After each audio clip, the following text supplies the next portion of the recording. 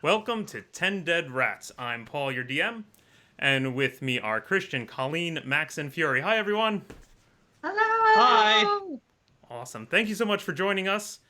We are playing a fantasy role-playing game tonight in the Warhammer world. We will not, however, be using any of the existing Warhammer fantasy roleplay systems. Instead, we're using our own set of custom rules titled 10 Dead Rats, much like the show. If you want to check them out, you can get them for free on my blog at paulsgameblog.com. If you want to hear more about those systems or about my general DMing style or general thoughts on roleplay, you can find that on my blog as well as on our show Wandering DMs, which airs every Sunday at 1 p.m. on this same channel. That show and this show are available on YouTube at youtube.com/wanderingdms and on Twitch. It's twitch.tv/wanderingdms. If you are... you can also listen to this show or Wandering DMs in audio-only podcast format. You can get those on our website, wanderingdms.com, or any of the many podcast carriers that are out there. Regardless of where you're watching our show, please like, follow, subscribe, comment, rate, review, whatever you can do. Tell us you like us.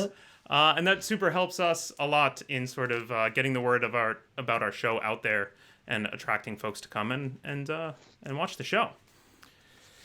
Those are all the announcements I have to start us off. Does anybody else have any announcements to make to our wonderful viewers? No. Excellent. It's gonna be fun. Well then, without further ado, let's begin on our first episode of 10 Dead Rats.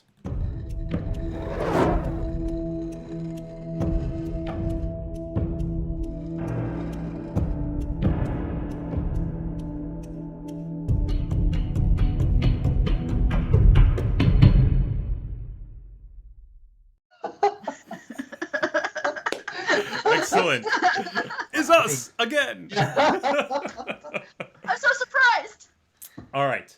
I'm going to begin tonight with Bruno, played by Max, and Indigo, played by Christian. Now, Christian and Bruno and Indigo are both members of a mercenary company known as the Company of the Blue Banner. And recently, you've been hanging out in the city of Marienburg. That's where we'll begin the game tonight. The city of Marienburg is a gorgeous, large port city with many canals. A lot of trade comes through Marienburg. It is a free city, not technically part of the empire, much to some of the lords and ladies and the emperor himself.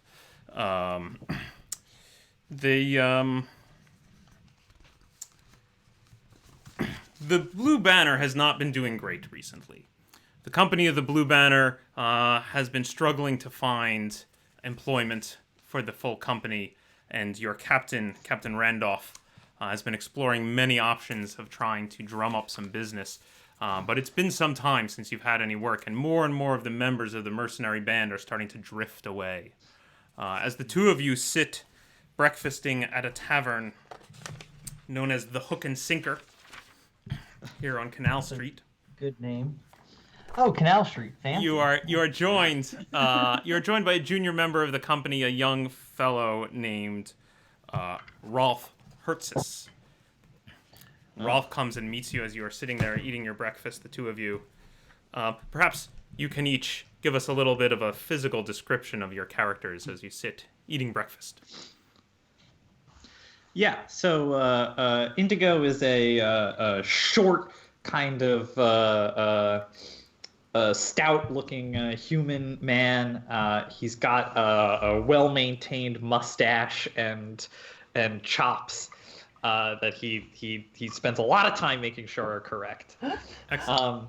He wears his armor always and has a pair of poofy blue and white striped pants that he always wears, even into battle. The chainmail armor that Indigo wears gets many unusual looks here in the amongst the canals. It definitely sends a message to the local populace. That message being, I am more scared of someone shanking me with a knife than of falling in one of the canals.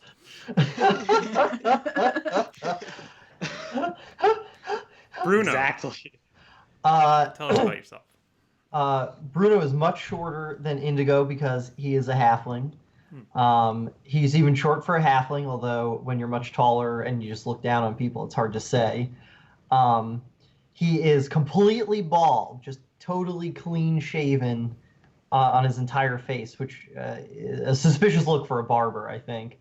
Um, and he wears a really thick and disgusting looking leather apron that was clearly made for maybe a dwarf. So he's got to roll it up at the bottom, and it is covered in a difficult to determine array of stains. Excellent, excellent. So as the two of you sit there breakfasting, young Rolf approaches your table. Huh? Hello, Indigo. Hello, Herr Halberstam. I mean, I'm sorry. no, Herr worries, Feinbottom. Ralph, Rolf. was it? Rolf. Rudolph. The captain told me I could find you here. Herr Feinbottom. I was hoping maybe I have this rash. I have this rash on my back, and I was hoping maybe you could take a look. It itches quite a bit. Ooh, a rash. Did Yeah. you roll around in any nettles? No, nettles. There's not here on this. We are on the ocean. Where would I Right, find but maybe nettles? you brought some with you, and you're rolling around.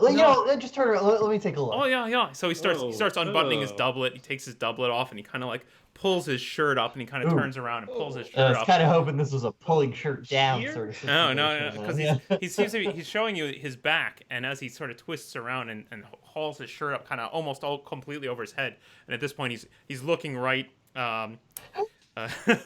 right at Indigo, but sort of hunched over with his shirt like bunched up over his head and his doublet on his chair, and Bruno, to see properly, you actually have to like stand up on your chair, and you're looking at his back. And the first thing you notice is it's all red and blotchy. It definitely doesn't look good. Across his shoulders is covered in pimples. And there's, especially right in the small of his back, right between his shoulder blades, there's something very dark and red looking. Oh, this looks. Fine. Sorry, bedside manner. This looks okay. Do you say that? Is it like? Does he have like a pustule or? There's definitely something in between his shoulder blades. What are you doing to? Are you just looking? I'll pull out one of my surgery daggers. Okay. Those are not good words. Look, I'm just gonna take a little poke here. It looks like Rudolph, you got a little it's probably a cyst. I think they call them in Hobbiton. Yes, excellent. Roll me an intelligence test. So what you're gonna do is grab a d20, add your intelligence bonus, and this is a normal test. So you're looking for a 15 or higher to glean some information as you prod him a little bit with your dagger. As soon as Bruno pulls out a knife, Indigo definitely just picks up his plate of food and like bodily moves his chair back from the table. Yeah. Indigo, I used the other knife to trim your mustache. Don't worry about that. How was your roll, Max? Natural 20. Natural 20. Oh, excellent. To the game. Your initial instinct is, it's probably a cyst, right? So you figure if you puncture it and drain it, it'll stink. And definitely you can see the diners are kind of like, flinching a bit. That's right. This is a food establishment. Let's go outside to perform the surgery. Thank you. All right. Yeah. All right. So the two of you head outside onto the street, and he's kind of waddling strangely with his shirt pulled up over his head. He kind of trips and stumbles a bit. Oh, is this all right? You could have pulled your shirt down, but we're most of the way there, so it's okay. I wouldn't worry about it now. Indigo, my stool. Okay. Indigo follows with a stool and hoists Bruno on top of it, and then again backs away quickly. Bruno, you prod it, and your initial instinct is a quick little puncture, a little push will drain it, but you find that it's incredibly hard, and as you poke with your dagger, you poke something that's just very, very much tougher than you would expect for a cyst, and it doesn't. You're unable to cut the skin. Your dagger kind of glides off of it a little bit, as if it was like tough, hardened, like nail or horn. That doesn't seem. I mean, my initial diagnosis might have been slightly incorrect. Oh, is it all right? Is it going to be okay? No, it's It totally itches, fine. and he starts reaching back there to try and scratch. No scratching. No Yeah, scratching. he scratches a little bit, and like some skin just kind of sloughs off, and like his skin is all scaly and gross. I assume that's how it usually looks. I mean, you don't often see him with his shirt off, to be honest. It's not his face doesn't look like this. That's good to hear, honestly. Yeah. Yeah. What do you think? Well, it's a little more interesting than I expected. Oh, that's not good. You know, I'm just gonna, instead of doing a puncture, I'm just gonna do an excision here. So, Will it hurt? You know, no more than your usual excision hurts. All right. You know, so I'm just gonna. It costs one penny more though. So. Oh, wait, how? What? 1 penny more than what? What? Well, then 0, which is what I usually charge. For a friends. penny. Yeah. So. All right, a penny. Okay. I've not been paid in some time. It's all right. Well, you know, me All neither. right. So you can see the kind of situation we're both. So you try All to right, cut. Now you try to cut it out. Now, Max, correct me if I'm wrong, but you don't actually have the surgery talent, correct? Certainly not. Okay, so please make an attack roll. So roll me a d20 That and add your seems weapon bad. skill as you attack the strange thing on his back with your dagger. Yeah. 13. Yeah, excellent. Roll me some damage for your dagger, please. Oh God. How much damage does that do? Bruno's gonna kill this kid. Yeah. A dagger should be d4 modified by your strength bonus. What am I strength? Looks like. That looks like 4 points of What was damage. that? Ah! You jam the dagger like nearly to the hilt to his back, and blood just starts spraying everywhere, and he just starts screaming his head off. Ah! Ah! God! Oh God! My God! What have you done? Oh God! No, this is all totally normal. This is totally expected. You He's just gotta running stay around. calm. Blood is spraying around. You can see now, Indigo, the tavern keeper has come to the door, and he's kind of standing there in the doorway, like looking very stern. Not making any move to do anything, but like, you know, probably trying to prevent you guys from coming back in. Right. I'll sort of like elbow him, sort of good-naturedly, like we just shared a joke, and I'll say like, surgery, huh? Gets pretty wild out here. Roll me a fellowship test. Yeah, you got it. 17. He looks over at you, kind of confused for a minute, and then you can kind of see he just can't fight the little smile, and he kind of laughs. Yeah. God, take out the knife, take it out. Oh, it hurts. Oh my God! I left it. I'm so sorry about that. That's a common mistake. You remove the knife, and he like lets his shirt fall back down, and he starts grabbing up his doublet, but like there's a red stain appearing quickly, spreading across his back of his shirt, and he looks at you and says, "Oh God, did you get it out?" Yeah, let me take one more look. Actually, I think maybe not. I think I go now. I'm thinking, you know, tell Captain Randolph if you see him. I'm going back to the home of my parents up the Reich. Okay. Okay, I'll probably remember that. Okay. You tell him. Thank you very much. And he like quickly flees from you. Max, I would not call this a successful attempt at your personal goal of performing a successful surgery. Would you call it successful though? Well, you stabbed a guy. Yeah. I mean, look, it was a terrible time to be alive. I don't know. Yeah. Yeah. This is as good as so it gets. no XP award for that. Meanwhile, on another street in another part of town, on the streets, a transaction has just taken place. A ring was sold. a dwarf. That's right. The dwarf Yeffy and the human Trebbiano have just just met on the street, and I believe you've sold. Yeffy has sold Trebbiano a ring, and then climbed into a backpack, which Trebbiano is starting to haul onto his back. Trebbiano, right. why don't you give us a description of what you look like as you haul this dwarf containing backpack onto your back?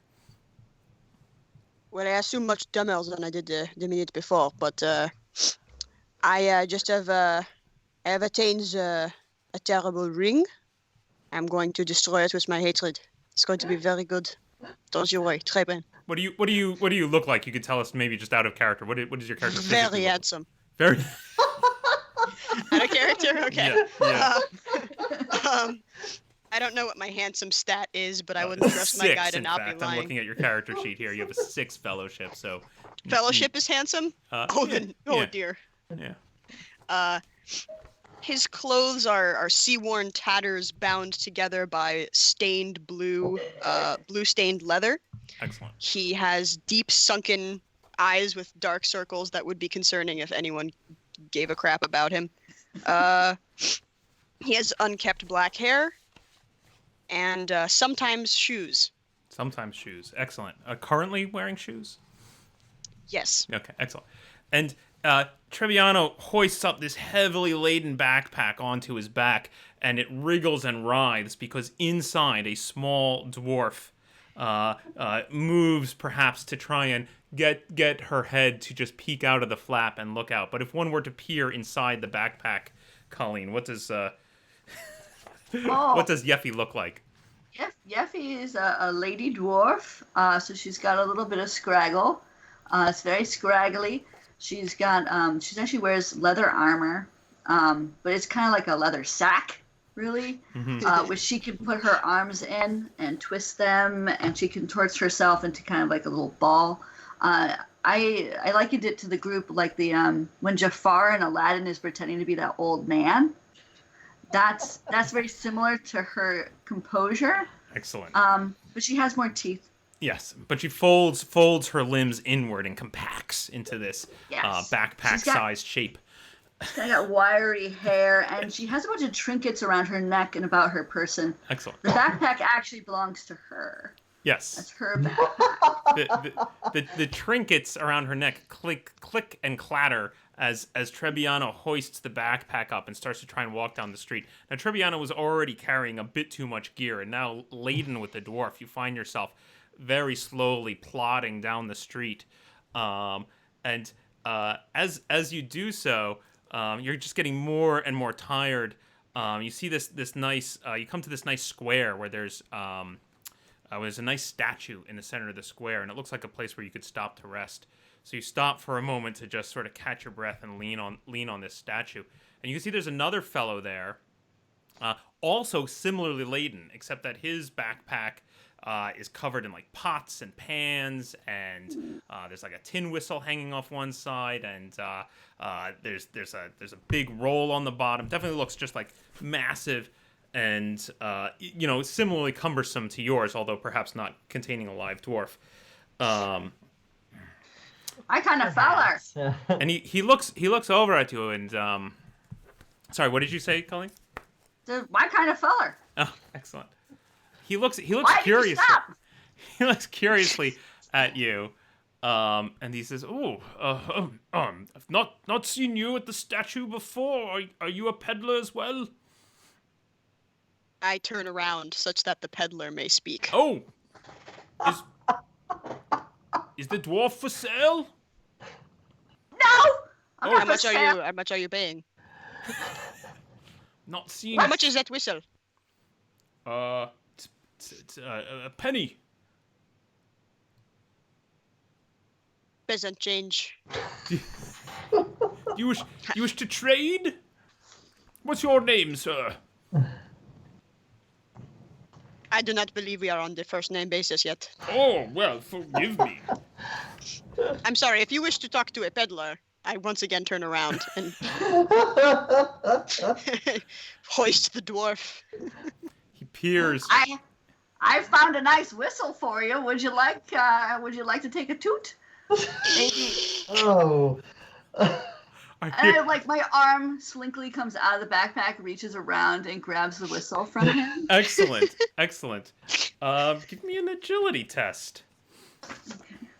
So I'm just drawing my 20 Agility here. bonus. Right? If any of you guys have skill talents that you wish to use, definitely let me know. But otherwise, I'll just ask for straight ability tests. So that's it's. Do I add my bonus or do I add the stat? The bonus. Oh, sorry. Okay, great. So in case I rolled a 4. Excellent. So you reach out, your arm kind of unfolds out the side of the backpack and grabs onto the whistle and pulls, but it is sturdily attached to something. It's like tied on. So you kind of grab it and pull it, and he says, "Oh, I say, you haven't paid for that yet." What? You haven't paid. It's a penny. Me. What? Excuse me? I was selling that to you. What? No, certainly not. That's my whistle. I say, this is highly irregular. Does it have your name on it? How do you know it's yours? It's tied to the pack that's on my back. Can I take a closer look? What is going on back there? What are you doing to my dwarf friend? I assume you should step back a little bit, please. Yeah, now you're in trouble. He steps backward and kind of unshoulders his pack and lets it drop to the ground so he can stand a bit more erect. So he drops his pack and he looks at you. Perhaps you should get out of there so I can speak to both of you at once. Oh, Hey. you're talking to me. Well, you keep turning about. Who am I addressing here? I want to know what he has to say. You turn around again. Do I just like... I face him. Excellent. What was that? Now listen, all I'm right. willing to trade. I am willing to sell and buy. I'm a proper peddler. My name is Meinhold Betts. But I will not abide for dwarves in backpacks stealing my goods. I should call for the watch. I dump Yeffy out onto the ground and say, Ow! Yeffy "What about the dwarf outside of it back?" plumps onto the ground and kind of rolls and unfolds. Oh, ease. Hold on. Oh. He kind of defensively like kicks his pack behind him to stand in between Yeffy and his own pack. He peers at you, Yeffy. Now, Yeffy, where are all your things? Are they in that backpack as well?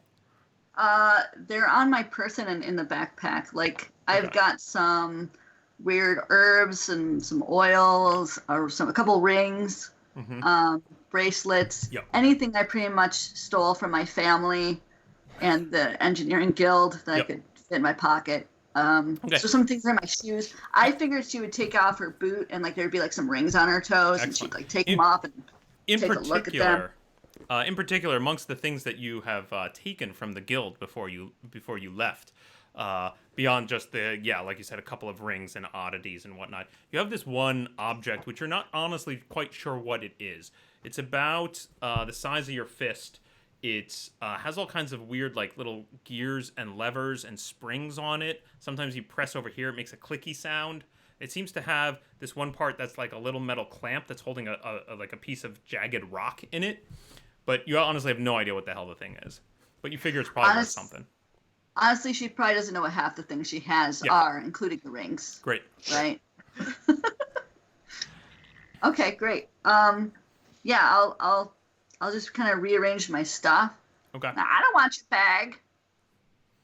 Well, you are a strange one. Do you wish to buy the whistle now? It's just a penny. Penny for the whistle? I'll throw in a spoon. What kind of spoon? Oh, it's a nice wood spoon. He reaches and rummages in his pack and pulls out a carved wooden spoon. It's not got many teeth marks. Let me see it. He holds out the spoon to you. Yep, he hands it to you. She takes it, she puts it in her mouth a little bit, tastes it, rungs her. Yeah, he seems to think that this is ordinary. What'd you say? I am visibly uncomfortable.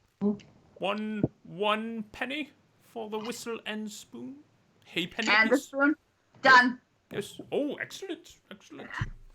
He unties the whistle from his pack and hands it over to you as well. Pleasure doing business with you. Meinhold Betts, peddler. He holds out his hands to shake. Yaffy Broxton. Oh, pleasure, Yaffy. Yeah. Yaffy, you are an unusual dwarf. What? I'm great. Do you trade much here in Marienburg? I'm passing through. You know. Yeah, I'm just starting my trade. Oh, very good. Yeah. I got some things for you. Look at this. Look at this. And she goes into like one of her folds of her leather, and she reaches out just that's a broken teacup that Okay. it's a little bit chipped, but it has a really beautiful like some dwarven inscriptions. They might be like playing ball or mining. We're really not sure what the inscription does or says. He takes a look at it. And he says, "Oh, dwarf make, unusual dwarf. Antique. Dwarven ceramics are uncommon." He looks at it. It looks like it would still hold half a cup of tea at least. A little bit more, maybe. You know, I mean, it's an antique. What do you want for it? I'll take 2 pennies. Roll me a fellowship test, please. I'm gonna say this is an easy test. You only need to hit a 10. I rolled a 1. You rolled a 1. I just drop it.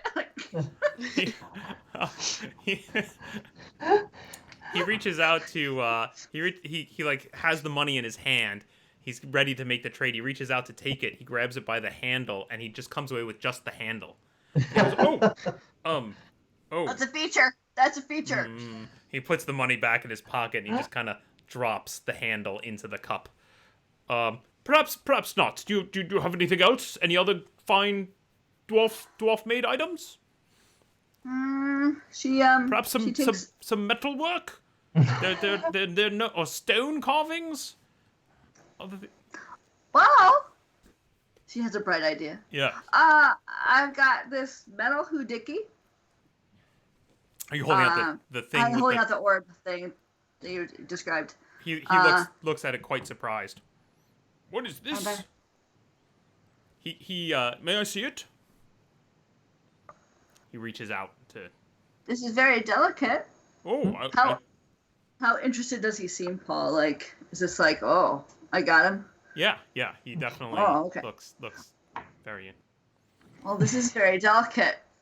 Dwarven metal. Yes. So, I'm gonna have to hold a piece of it while you hold it. Okay. All right. Yeah. He kind of reaches out to hold it, and you hold it. And the two of you sort of holding either end as he lifts it up to look at it. As he lifts it up and he's looking at it, he's kind of poking at it. You see on your end, as you're looking at it, there's a big like dwarf guild emblem stamped on the bottom here where you're looking at. Oh shit. Yeah, it's great, right? It looks quite interesting. What does it do?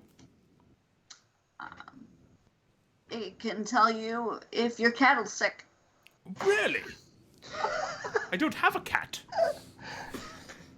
I said cattle, but I have a lisp, so... I don't have any cattle either. Well, then this might not be for you. But I'm willing to part for it for a gold crown. Wow. Gold crown. I'm gonna go right for the kill. Yeah, what's your fellowship? 6? No, it's 11. A gold crown, you say? Let me think about this a moment. Oh, crap. Sorry about that. My face! I screwed it up. Sorry, everyone. There we go. Sorry about that. Technical difficulties. Sorry. Trains out. You know who would be interested in this? Is Alvin Hugelstein. Oh, Hooverstein. Alvin Hugelstein, yeah. That is... gold crown is a bit rich for me. I'm just a simple peddler. I buy and sell common household goods, but Alvin Hugelstein, he is the man for you.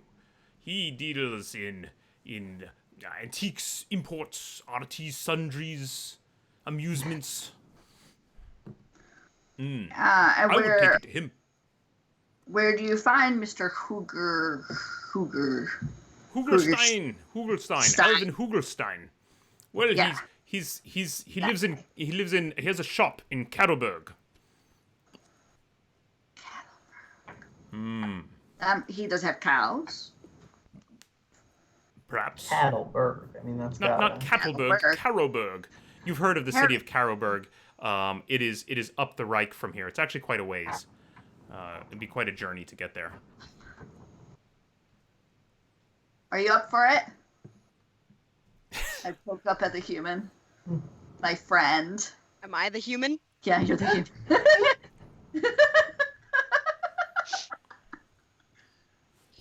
Is it along the coast? No, it's up the river. It's up the Reich. So the River Reich leads Oh, the into river, right. Marienburg. I didn't know whether... Yeah. Okay, yep. Yeah. The River Reich is a massive trade river. It's very wide. It's very slow. Okay. Think of something on the scale of the Mississippi, right? So it's big at this point. In fact, here in Marienburg, it's probably tidal, but it feeds comes right through Marienburg and feeds into the ocean here. That sounds like where I am going anyway. I am looking for a friend.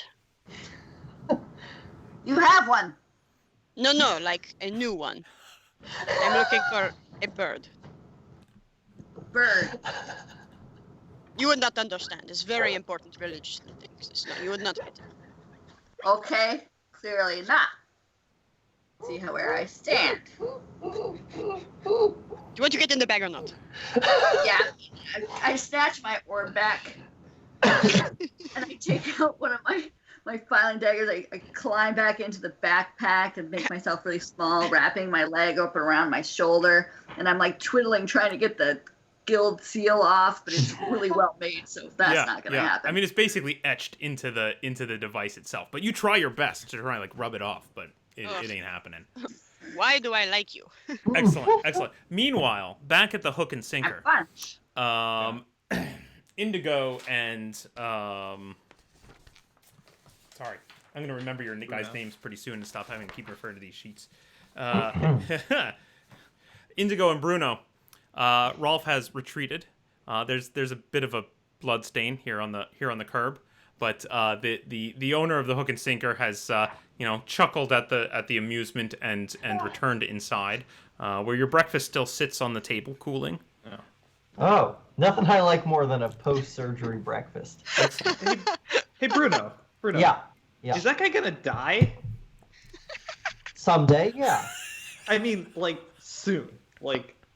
Oh, I mean, he's in a dangerous profession, so, it's probably actuarially, lower than... I mean, that thing on his back, is it gonna kill him? Oh, yeah, that did look bad. Yeah, that looked really bad. See, the problem... I mean, I'm not a doctor, but... Neither am I. Shh. It's no big deal. Yeah, it did look bad. I got, I didn't want to say it in front of him while I was operating. But it looked pretty bad. You stabbed him, so I assumed it was also bad. I excised the growth. Sure. Hopefully. I mean, I kind of, it was sort of a blind swing sort of situation, and then he ran off. So it's, it's hard to say exactly how well it went. Probably pretty well, though. I mean, I've seen a lot of battlefield mutilations. Yeah. Right? It gets bad. Is that gonna spread? Should we go after Rolf? I feel like we shouldn't just let him wander Marienburg. As you guys are having this discussion, you hear a little and you look to see that someone has approached your table. It is actually a reasonably well-dressed human man, but he's very slight. At first, you think maybe he's an elf or a child, but no, it's just a very small, wiry man, starting to bald on the top, a pointed black beard, little round spectacles, and he looks at you, Indigo, and he says, Herr Habelstern? Yes. Halberstam? Halberstam. Is that yes? Is that you? That's me. Yes. Yes. That I am Gewist Dusselsweier. I was recommended to you by Captain Randolph. Hello, Herr Hubelstein. What can I do for you? Dusselsweier. Dusselsweier. Dussel? Dusselsweier. Dussel. Got it. Zweier. Herr Dusselsweier. Yeah. What can I do for you? You look much as your captain described. Strong of back. Yes. Blue He's fan. looking at you. He's kind of just look. You really get the sense that he's looking up and down, and then he looks over at the halfling sitting next to you and looks. Oh, is this your compatriot? He's quite small. Yes, Herr Feinbottom. For a halfling, not that's the quite right tall. Have a job. I seek to hire Captain Randolph, but he says it is too small a job for his company. But maybe you would help. I don't think. Please have a seat. Let us discuss this job. He sits down and he looks over and he just reaches over and just takes some food off your plate and starts eating it. Good. Help Good. yourself. Yes, I will. So, You have a sword. I see you wear armor. yes. You could lift heavy things. Yeah. Yeah. Yes. Yeah. I am a soldier. I good. often have to lift. Do you have heavy other things. men? I have Herr Feinbottom here. He looks over at the halfling and he just Who looks is, kind of dismissive. I have a parcel that needs delivery to the Orlok estate in Carroburg. I see. It needs hand delivery.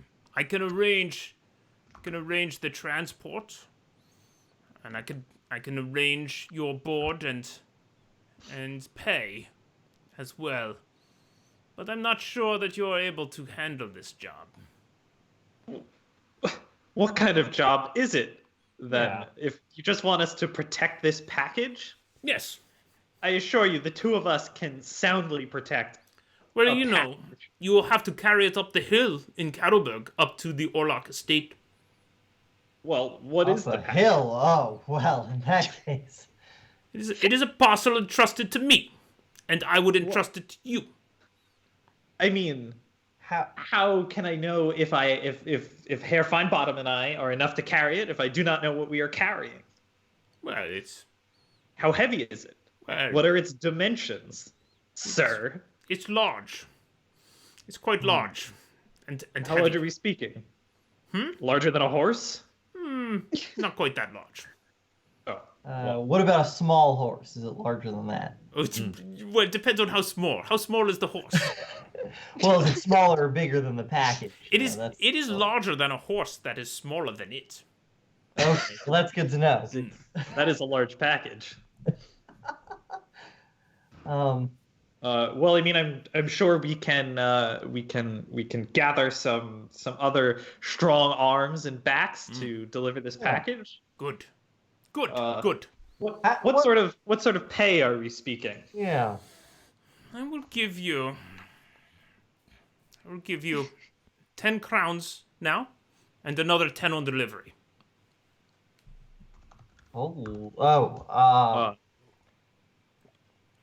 Wow. Each or all together?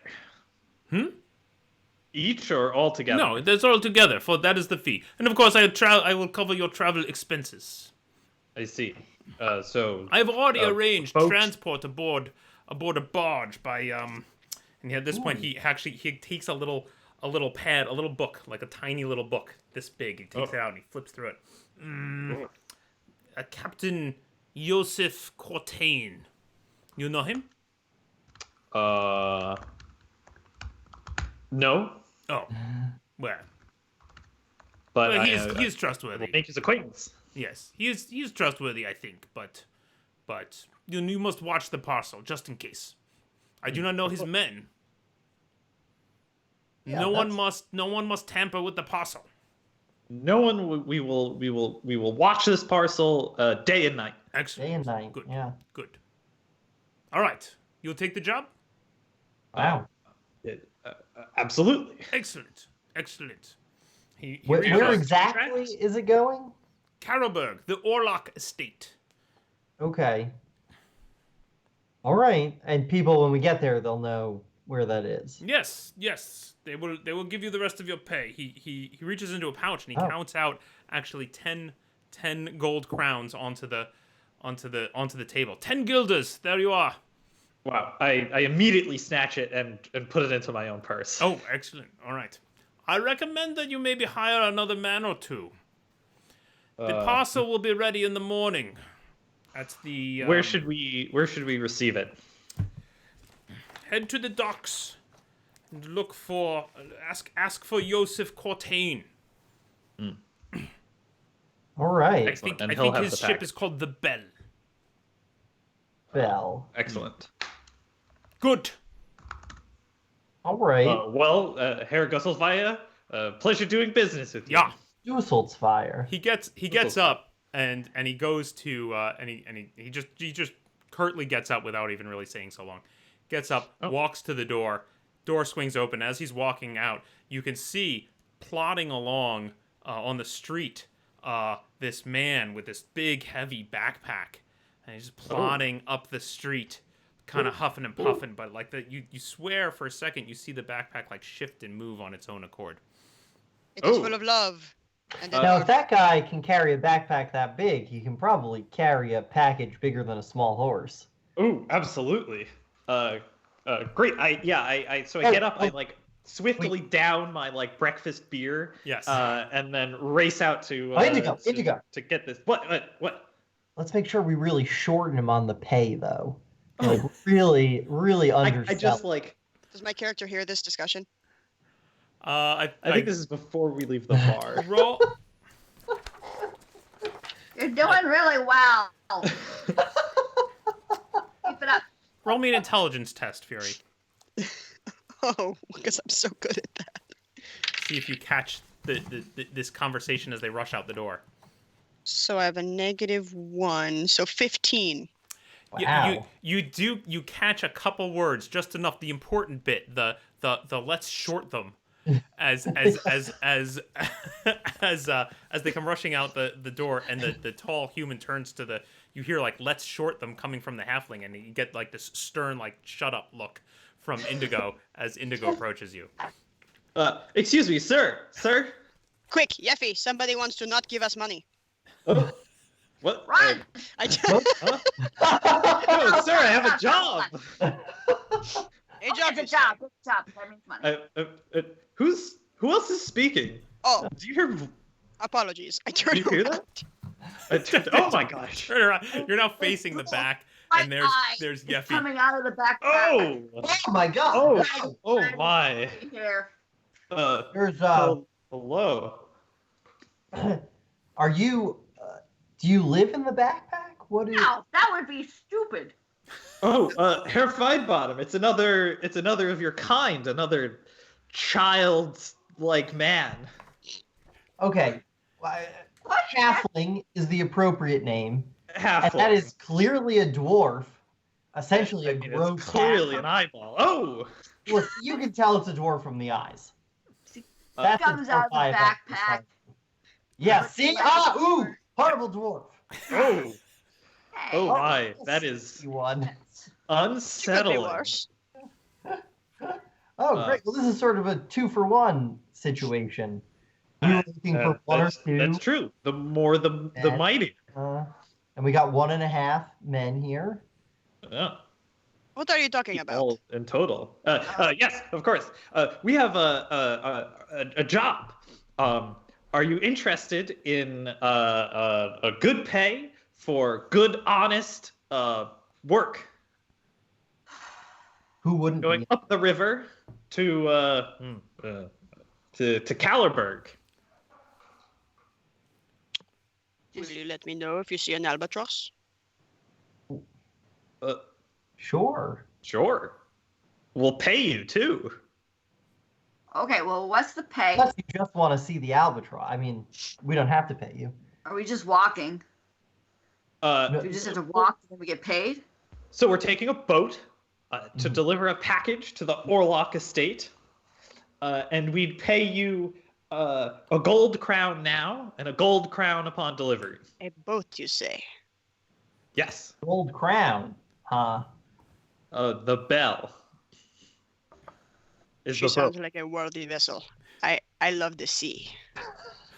Oh, well, I mean, we're going up rivers, so I love rivers too. It's very convenient for me. then it works out. Great, yeah. So do we have a deal? And I hold out my hand. Do you love the sea? Sir? I have a... How much do you love the sea? I respect the sea as an acquaintance. So you do not yet know the sea. I can respect that. So is life. Let us go. Go to this place. Where are we going? What do we have? Excellent. Well, it's not until tomorrow. Yes. Yeah. So Why tomorrow... are you talking to me? Well, To hire I you. saw you walking by. It'd be weird to approach you tomorrow at the last minute. I am convinced. That's Great. Is this Excellent. the right? So I mean, there's a lot of people walking Wait, by. one second. Mm. We're gonna get a gold crown each, No, a gold crown. You know. or two gen- gold crowns. Well, 2 in total once the job is done. You're just this whole thing is only 2 crowns. Well, that's Well, a lot yes, of money. It's yeah. a simple job. That's a hefty pay for such easy work.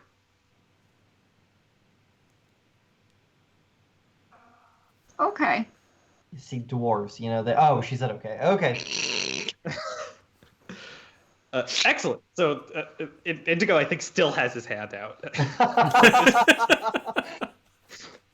just sort of looking between the two of you. What are you doing? Do we have a deal? Yes, I said Good. so already. What are you doing? Oh, excellent. Well, normally we shake hands. It's probably God. just an imperial tradition that they don't have it, wherever you're from. I'll shake your hand. Excellent. I'll shake your hand. And while I'm there, I'm just I would looking not do that at if if you I have were you. jewelry on or any rings or, you know. I don't think so. I don't think Indigo wears jewelry. He probably can't afford any. Oh, okay, 2 crowns. Great. Yeah, excellent. Okay. So Indigo reaches into his purse and throws and hands out a single gold crown. Excellent. What about his gold crown? Well, it's Yeah. 1 gold crown. 2 in total. You're telling me I'm gonna split this? Well, Yeah.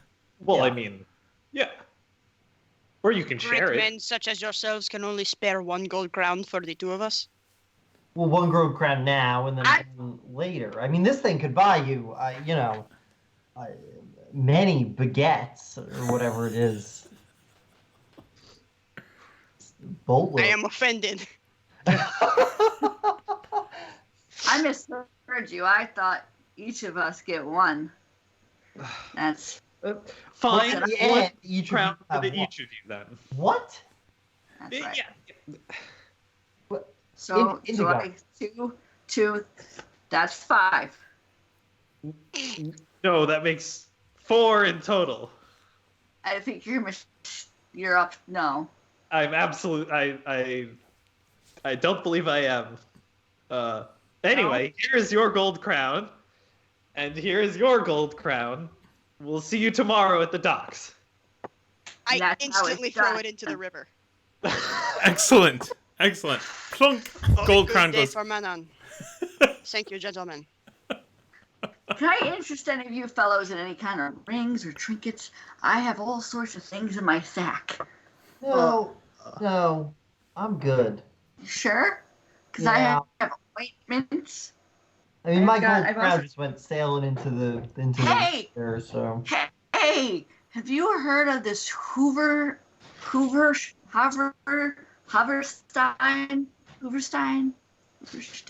person? Person? No? No? Okay, never mind. Nailed it. Yeah.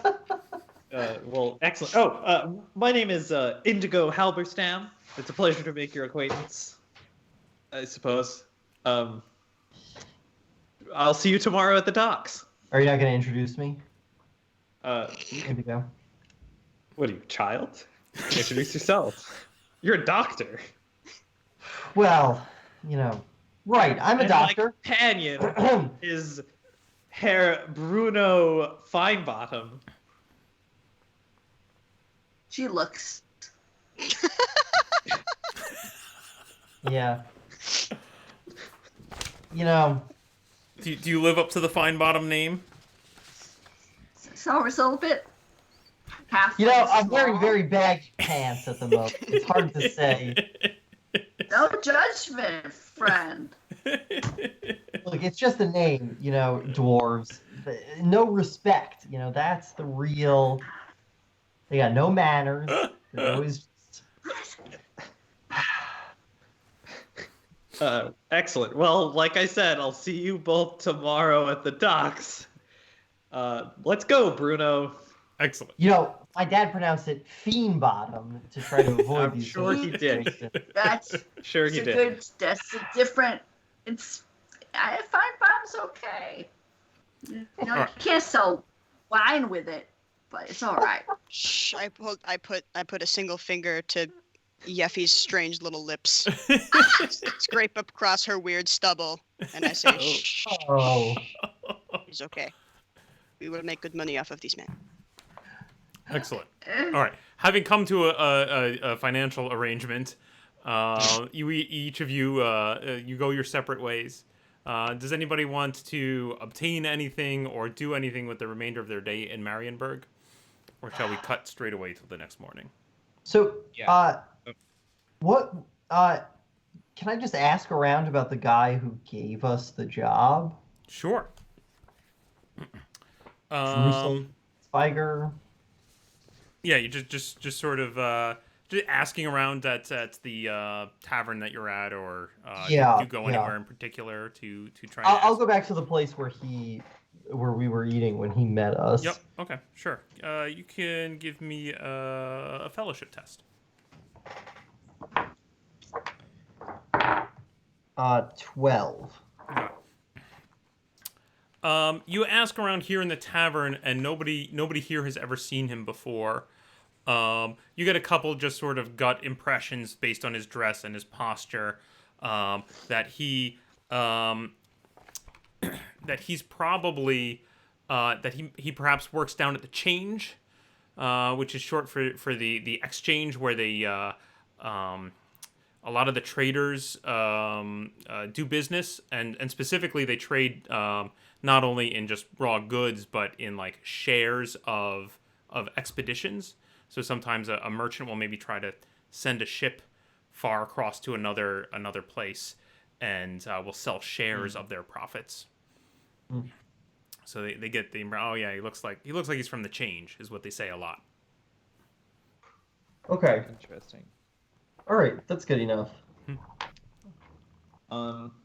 So after I split the remaining 8 crowns with Bruno, Okay. I'm going to Does ask short around. them mean something else where you're from? Is that not? Well, an equal share would be 3 Obviously not 1/4 equal. crowns. It's our job. There are employees. Well, yes, And that one threw his money into the ocean. that's true. Maybe we should find some sort of counterfeit crown to have him to pay him later. So Oh, he throws that's that a good into the idea. ocean. Yeah. Mm. That's actually. Let's not forget Something about to that. something to keep in mind. And I want to ask around about Captain Joseph Cortain. Okay. I'm gonna run to the bathroom. Is that okay? Yeah. Give me a fellowship test there, Christian. Okay, I have the skill Gossip. Does Yes, that you can apply? use that. Absolutely. Great. And that adds an extra 2? That adds your level. Oh, my level. Oh, okay. Yeah, which currently is only 1, but it will improve as you level up. Right. Okay. So I got a 6. You got a 6. No one here has ever heard of him. Okay. Well, it was worth a shot. Colleen and Fury, do you guys want to do anything prior to the morning? Any business to get done in Marienburg? I'm probably gonna hawk off some more rings. Mm-hmm. And try to figure out where the Superstein person lives. I know he lives where we're going, but try to figure out where his residence is, so I could try to figure out like how to sell stuff to him. Honestly, I don't think my character's smart enough to have a plan. Yep. For how we're gonna get more money. Excellent. Roll me a fellowship test. Sure.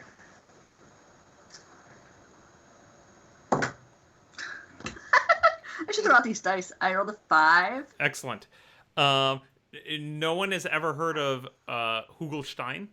So you get a lot of curious looks of like, who is that? Never heard of that person. And you keep leading with that, and you're like, what have these rings? And they're like, no thanks. And so unfortunately you fail to make any sales with the rest of the day. Fury, did you want to do anything? Tribiano will likely try to catch fish in the shallows of the river with his bare hands, and whether he succeeds or not is completely agnostic to the entire experience. So. Excellent. You can roll me an agility test. We'll see if you catch some fish. I told you not to eat those. No, I do not catch any fish. Excellent. Okay.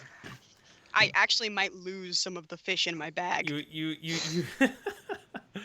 you spend the day, you lose some bait, nothing happens. The following morning, you arrive, the 4 of you arrive on the docks at various times. A little asking around quickly leads you to the Bell, which is a very large barge. It does have a sail, as well as poles such that they can be poled if there's no wind. It looks like there's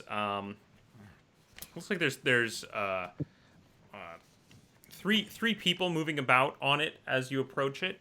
One of them, a very large man, like very fairly overweight with a big bristly beard, comes walking down the gangplank as you approach. Who's in front?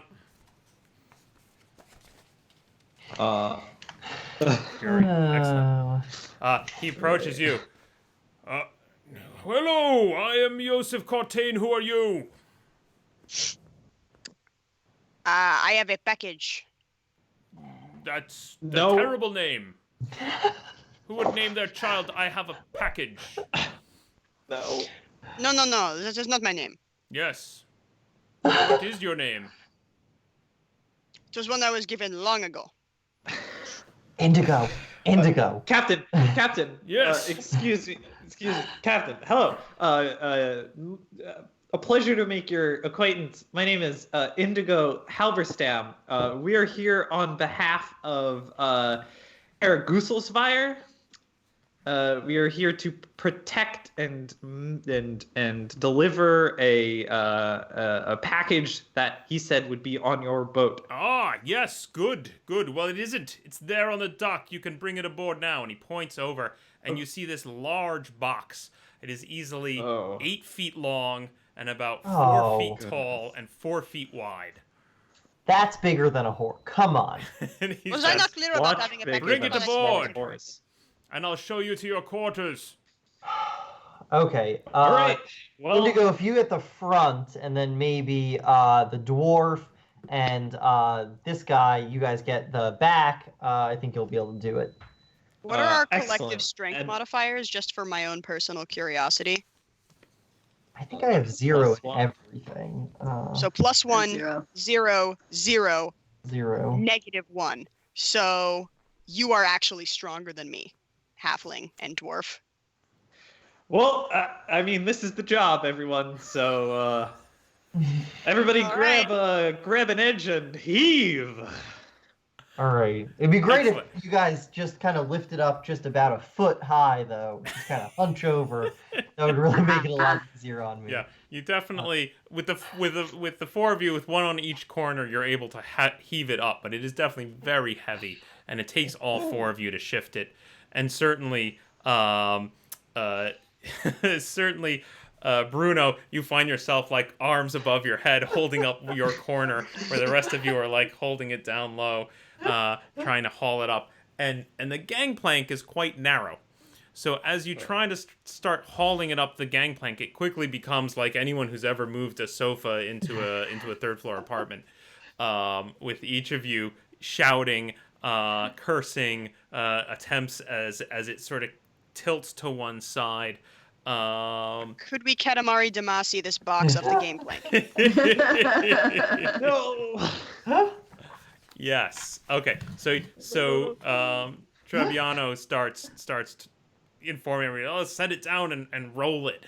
And it definitely, like, as you do so, yeah, whoomp, it lands on one side, and the whole like gangplank kind of like bends, and whoomp, and you can hear stuff like shifting around and crashing as you push it up the gangplank.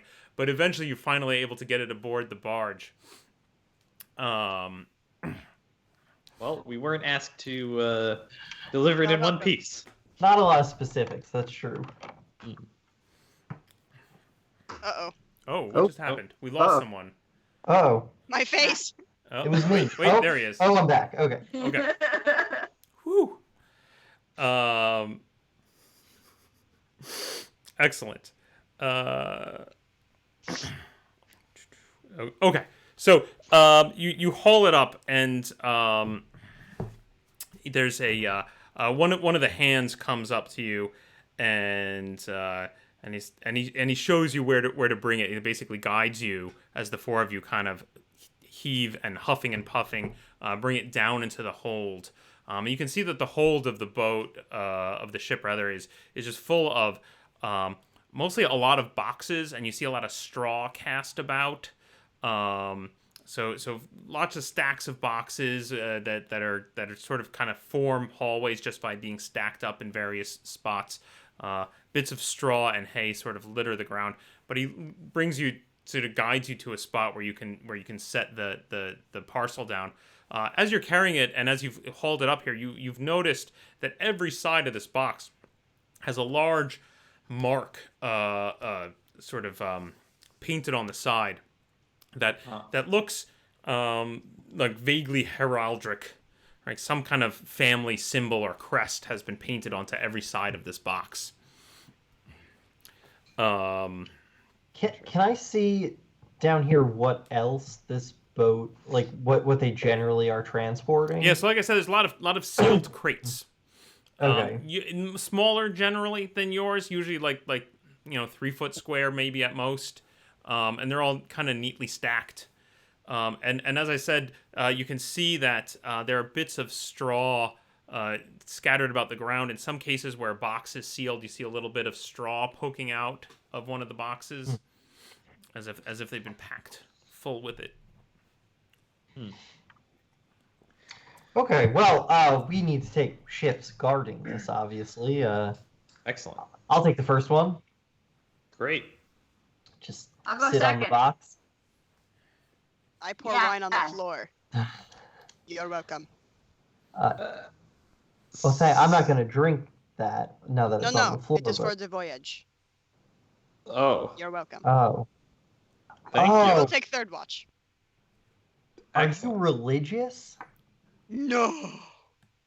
That explains the craziness. Ooh. All right, I thought you were nuts, but okay. Oh, In well, this that's life, what is the difference? right. I'm saying, No,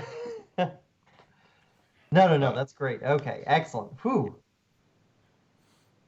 Well, all right. Goodbye, Bruno.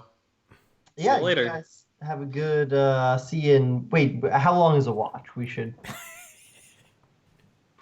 maybe settle Oh. that. I don't know. 6 hours? How long is this trip? That's a good first question. Yes. I asked the hand how long. How long is this trip to Who you, Caro? oh, the Caliburn. hand? Oh. Yeah. It's a bit, maybe 2 weeks? Oh, so I guess a watch is what, 4 days then, and Absolutely not. A watch is 6 hours. I think the captain wants to speak to you when you're done. And the hand kind of walks back up out of the hold, leaving the rest of you there. okay, 6 hours, and then Treffy, Yaffy. Taffel, Yaffy. Yaffer here will. Okay, fine, bottom. That is my. It's doctor, but that's fine. Pretty butt. That should be your name. That's rude. Hey, so is saying whatever the hell you just called me. Those names and things. It was your I don't real like name. it. Yeah. Say it again. Say my name. Say it. Say it, Hellflick. Yeah, that's right. Who wants to talk to the captain? Who's doing that?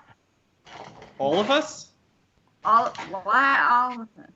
Well, I'll stay and watch the package. We can't leave it, and you guys can talk to him. Yeah. Sure. Let's go. All right, so if I have this right, then Bruno is staying below while the rest of you walk up to the top. Mm-hmm. Okay, excellent. So as you arrive on the top, you are met by the captain, by Yosef, and he said, "Oh, that looked quite difficult. You must be thirsty. Come." And he leads you to the back of the barge, where there's like a little hut almost, sort of towards the back. A lot of the top level of the barge has more boxes and more goods. Just clearly, he's just sort of like loaded this thing down with as much as he could. Like every bit of storage has been devoted to carrying whatever it is that he's got aboard the boat. But he towards the back there is this little hut. Which has a door, and he swings it open. And as you come in, you can see it's divided into a couple of rooms inside. And one of them it's fairly small. It's pretty cramped with the 4 of you, and you basically fill the room. There's a little table in the center, and a couple of chairs, and there's like a little sideboard where he's got some dishware and some bottles, and he pulls out a flask, and he's pouring you each something in a small glass, which he sets on the table. Have a seat. Where's the halfling? Watching our charge. Oh, very responsible. Well, I guess his loss. And he holds up a glass for himself, and he says, "Here, Damn it. to a fine voyage." Right. Yes. Cheers. Excellent. And he drinks, and you find that it's a decent brandy that he's given you. So it's a little stronger than most stuff that, especially for this early in the morning, it seems a little strong. But he quickly downs his. Well, my friends, your quarters are through here on this side, and mine are there, and the rest will catch sleep where they can. Very good. Breakfast is at first light, and dinner is at dusk, and otherwise, if there's a storm, I may call upon you to help batten down things. Otherwise, your time's your own. Do not worry. You will be fine. We will be fine. Manan is on our side today. Do you have any questions for me? I've heard it's 2 weeks to Caliburg. Oh, about Right. if the weather is good. Have you been to Caliburg before? Never. Oh, it's a good city. Yes. Oh, good. I'm glad it's not a bad city. It's all built atop a big hill, and the finest houses near the top and the slums at the bottom. Shit rolls downhill. Yes. Tell me, Captain, do you know anything about Herr Guselsvire, who chartered our trip? No, only that he pays well. He spoke yeah, of the it's a- Orlok estate. Indeed. I've never dealt with them before, but their gold is good. Excellent. Well, to a safe and uneventful journey. Indeed. And I'll drink the brandy. I'll down it. Excellent. I Okay. already downed mine. I'm actually trying to get a little bit more, if possible. Just Sorry. slinking my arm. I'm just making my arm as long as I can. Yeah. Grab the bottle, Mhm. and I'm pouring a little bit more Okay. while they're talking. Yep. And I'm just gonna keep drinking. And be like, it's for fine bottom. Excellent. Excellent. Roll me a toughness test. Because my dice have been so awesome this night. yeah. Oh yay! Fuck my life. A 6. Okay. You're starting to feel it a little. You feel a little lightheaded. Yeah. Oh Yeffy. Good. She's Well, I such a must scamp. see to securing the rest. We're going to push out as soon as we can. Excellent. Well, Good. good luck. Excellent. And he leaves. He leaves. And the three of you remain in the mess here. Great. I don't know what he just said, but it's exciting. I watch him leave Mhm. and pour my brandy on the floor. Excellent. Oh. Why do you I'm- do that? It brings good fortune to pour wine over a ship before a voyage. Oh. You're But welcome. Just as much of the ship as possible? You know, these things are up to interpretation. I'm just trying to be safe. I'm trying to do the work that you told me to do, so you're welcome. Fair. All right. Well, keep it up. Excellent. So Can it's not long before you start to feel the ship move, and you can feel the distinct sort of rock of the boat as it pushes out onto the river. Now the river is quite wide and still, so it's not like being out on a ship where there's a lot of motion. It's actually feels pretty smooth, but you do get that feeling of motion as it starts to push out.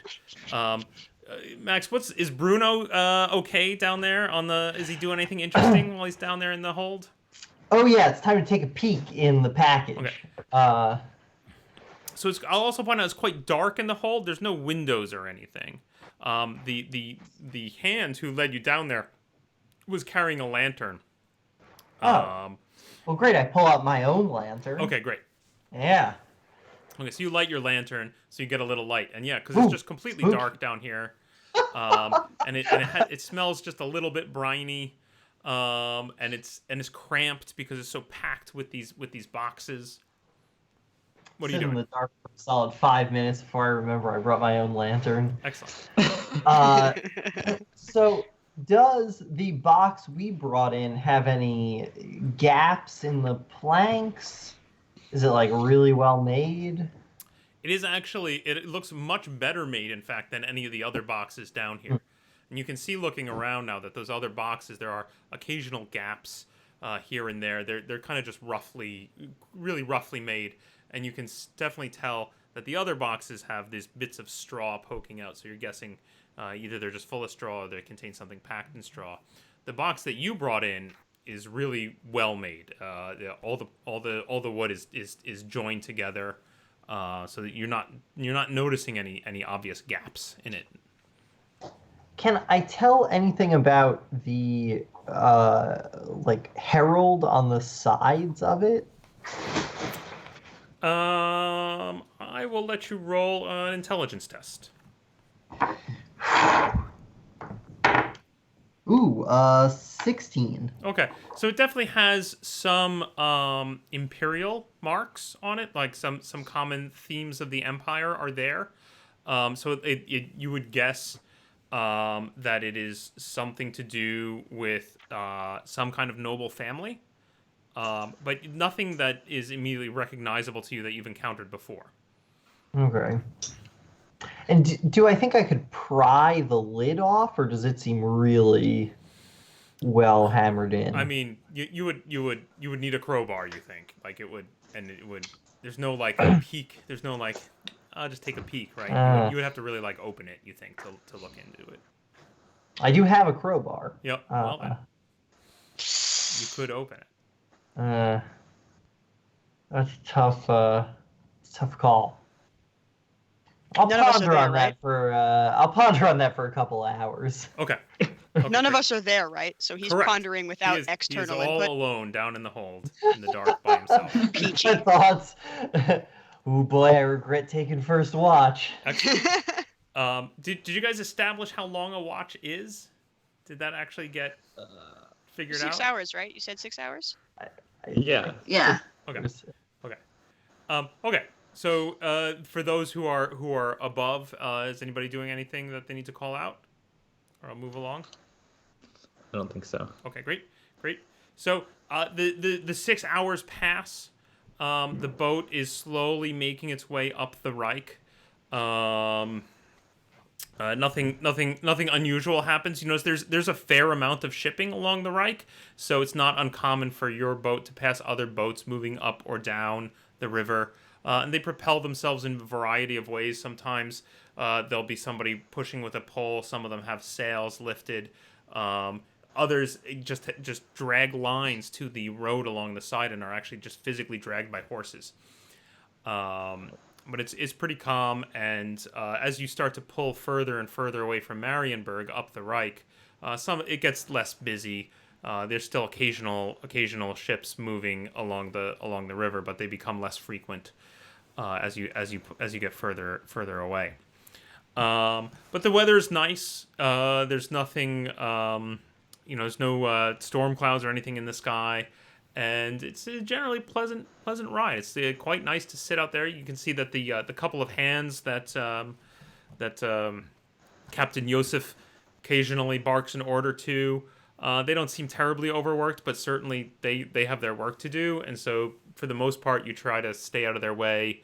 But it's nice out, so you maybe like find a spot on top of a crate to sit and sort of watch the landscape go by. Bruno, do you come up after 6 hours, or is somebody going down to check on Bruno? I am the one with the next watch. Okay. So you go the down 6 to hour relieve mark, Bruno. Yeffy will go. Hey boy. I know. It's been a long time down here with just my thoughts, you know. Yeah. Kind of wondering if I didn't perform a very successful operation on that Randy guy from the Corps. Probably not worth a dwell on it, though. Now, what you need is some, like, brandy. Oh. Unfortunately, Yeah, you it's got... all gone. Oh. Well, that was uppers and downs there. Yeah. All right. That Indigo guy, he sure can drink. He's really kind of a teetotaler when Really? I dealt with him. Yeah. Yeah, he seems kind of... Are you drunk? Is that... No!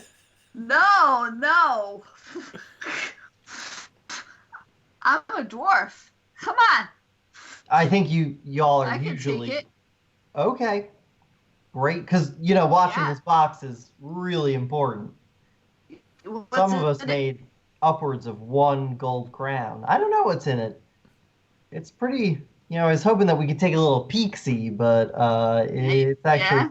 It's a good box, so we'd have to open the whole thing up, and I've been debating whether I should do that or not, and then, whether there were rats moving around down here, or it was just my imagination, and then if the rats were fighting each other. It's been a whole thing. That's okay, sure, buddy. Rats. If you had a crowbar, you might be able to crack it. I could. You mean like this in one? it. Oh! What? Where have you been hiding that? Never mind, doesn't matter. Fine. Just Yeah. Look, I have a large backpack. You've It's no problem. been Wait, do sitting you down think you here. could you like contort in there? Yeah.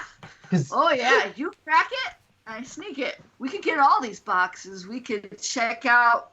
This one coin stuff is bust.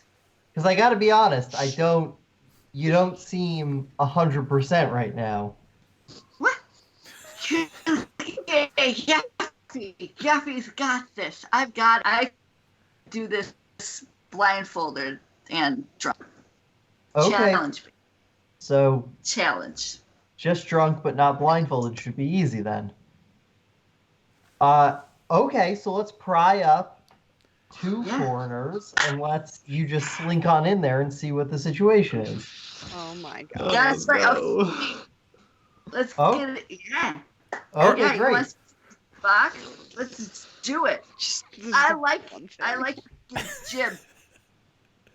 I can't tell if Colleen is cutting out or she's doing a really good draw. The flaky internet is definitely helping your performance, Colleen. It's great. No, I am dropping syllables because of my intelligence. So maybe. So I am kind of jittery, and she's drunk. But if my internet's bad, I so apologize. Not sure. I honestly can't tell. Okay, so Yeah. Max, are you the one opening the crate? Yeah, I'll pry up the Okay. two corners closest. Roll me an to agility test, and this will point of this test is simply to see how quiet you are. Hey, very quiet. Ooh, I have a bonus in agility. Ooh. That looks like a 3 total. 3 total. Okay, so you jam the crowbar in, and then you heave down on it, and there's a loud crunch, crack as you start to lift the top off. It's definitely anything but quiet. Those above, Indigo and Trebbiano, you can definitely hear some noises coming from below the hold, and as you hear those noises, the thought crosses your mind of like, hey, wait a minute, didn't Yeffy go down there to relieve Bruno? Because you haven't seen either of them in kind of a while. Oh. Do we conclude what's happening, or do we kind of is the crunch like definitely I'm a crowbar open in a box? No. Like, It's just sort of thudding, just sort of okay, loud, then loud probably bangs. alarm. Yeah. Oh, Loud yeah, bangs, right? And Okay. Yeah, let's, Yeah, I'll race down there. I will follow suit. And I'll draw my sword while you're coming as down. I go. okay. So Trebbiano and Indigo come thumping down the stairs just as the two of you are kind of heaving open the lid, and you can see inside that the entire thing is packed full to the brim, it appears, with a dark soil, like dirt, basically. Bruno, is this your first time opening a box? No. No. We heard stuff shifting around when we were moving the box earlier, right? Does this track? Does this kind of make sense, or is this like an incongruous picture? It seems a little odd. You're not Yeah. like you felt like you Okay. heard something moving, like when you were flipping it over end. I think perhaps the dwarf needs to be Oh! thinking. Bruno, did you Oh, open the hello. box? No. What are you doing? Yeah, was this not our one job? Was to not do this? No. Exactly. our This was our one no, job to not do Our this. job was to protect the package, and to better protect it, we need to know And what to make sure it doesn't get tampered with. that was You not. I were don't remember there. specifically saying that. You were absolutely in That the might room have when been he told us implied, this. but it's hard to. I didn't tamper with it. I opened it normally. Tampering with it would have been, Hitting it. yeah. Yeah, What would drawing you a be different with signal. What? Well, the important thing is, it can't be, it can't be unopened. So, It absolutely can be unopened. We can shut this box right now. but we may as well take a peek first. But Yeah. Bruno, Yeah. this is 10 gold crowns, okay? That's a lot of money. Hold on. It's a lot 4 of gold money, okay? crowns. How much? I'm not gonna have your stupid antics mess this up, right? So just put the lid back on that box, and if anyone asks about dirt, we don't know anything. We've never seen dirt before. I'll put the lid back on it in just 1 second. After Yeffy, just if you want to scooch on. Yeah, there we go. In. Like, I'm not the smartest bulb in the bush here, but I think I'm going to go to the stairs and keep watch on the stairs. Excellent. In case someone comes down Excellent. and watch us break our own goddamn cargo. So I'm going to go over there and not watch. Okay, you move to the stairs and watch up. You're not seeing anybody come down just yet. Cool. Yeffy, so the box is full of dirt. Are you just like digging in, or? I'm kind of digging around. I'm putting some in like little sacks. Yeah, We could okay. sell this. Yeah, it's like good soil. It's which seems pretty weird coming out of a town like Marienburg, which is known for its canals, right? It's not exactly like farmland. So you start digging through this soil, and you're putting something. So you sort of climb up on top of the box, and you're poking around and digging around. And you discover about a couple inches down, there's something hard and solid under the dirt here. Ooh, What is it? there's something in here, like a rock or maybe a pig carcass or something. It feels, as you're feeling around, it feels like a sharp corner, like there's maybe another box or a square piece of stone or something like that in here. Yeah, it's another box, some kind of other box. Should I dig around it? Wow. There's another box inside a box. Another box. Well, now we gotta know, right? We gotta know. Yeah. You toss some of that dirt out. Let's see what. Oh my what God. we got. Yeah. Yeah, Yeffy starts clearing more dirt. Dirt is starting to heap over the side of the crate, piling up along the side. Dwarf stuff. Yeah.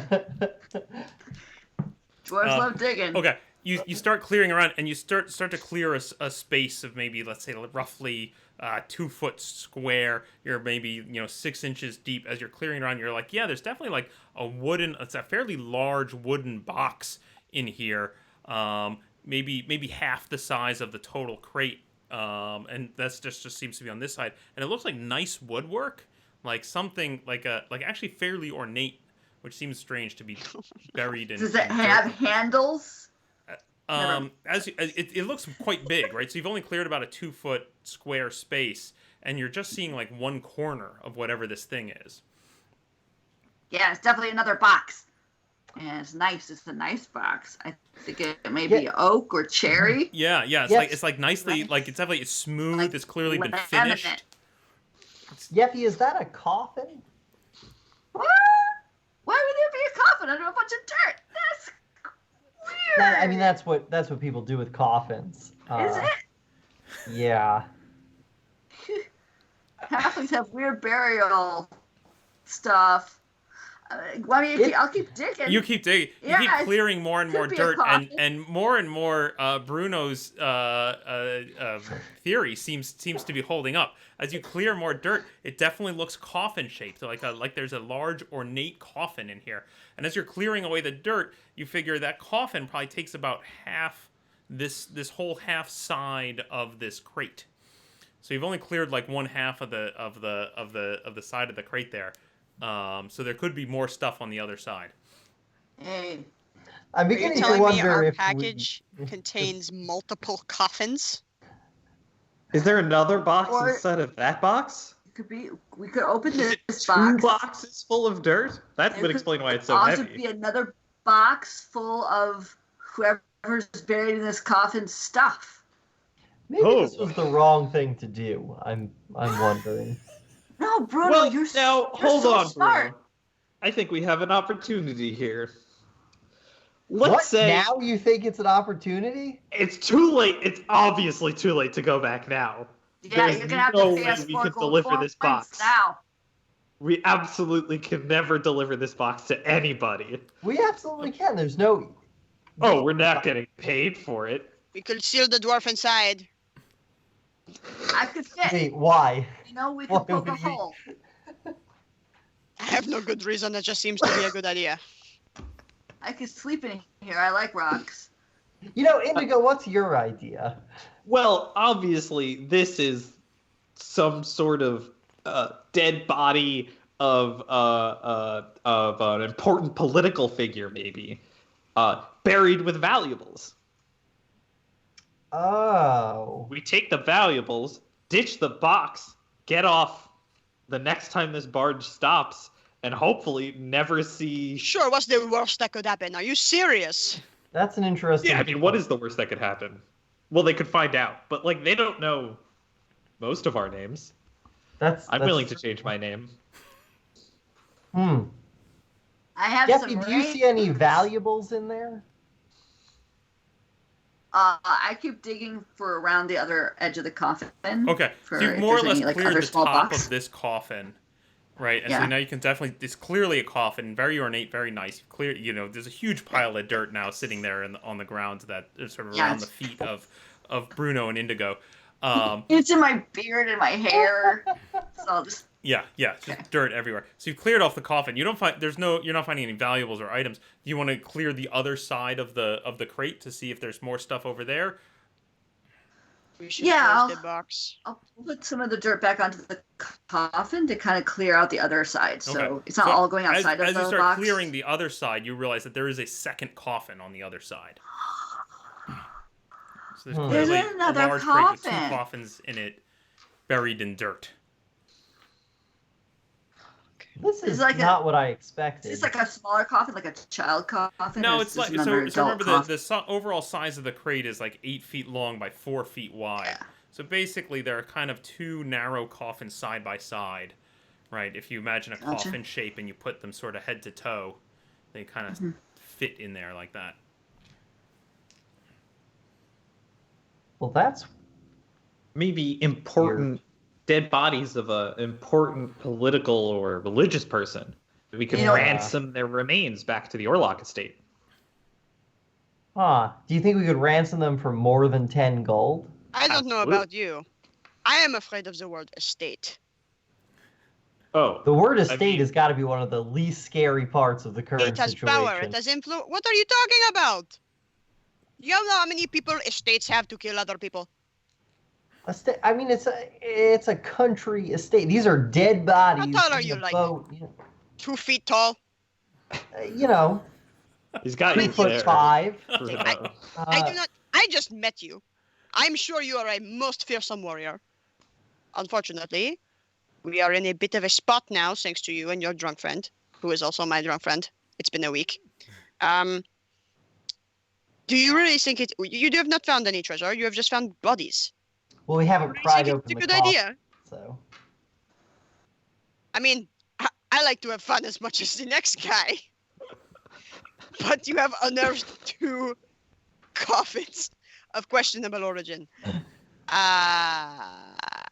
I think what I'm Indigo just- is saying is that at this point we just got to pry the coffin open and see what the full lay of the land is.